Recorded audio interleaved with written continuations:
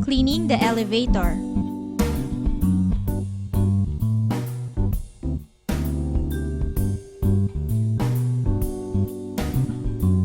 When cleaning the elevator, first, put a traffic control device. Start by sweeping the sides of the elevator floor.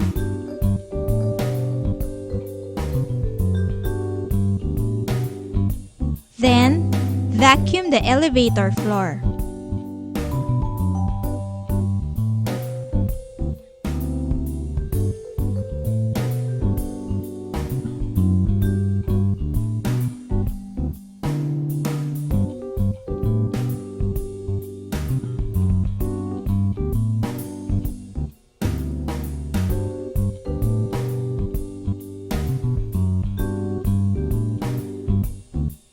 Before cleaning the mirrors, place a newspaper at the bottom of the mirror and stand on it.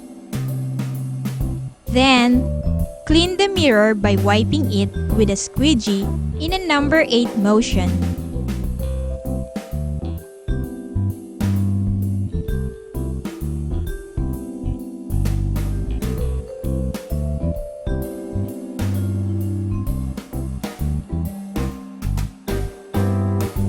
Next, clean the elevator buttons and railings by wiping them with a cloth in a spiral motion.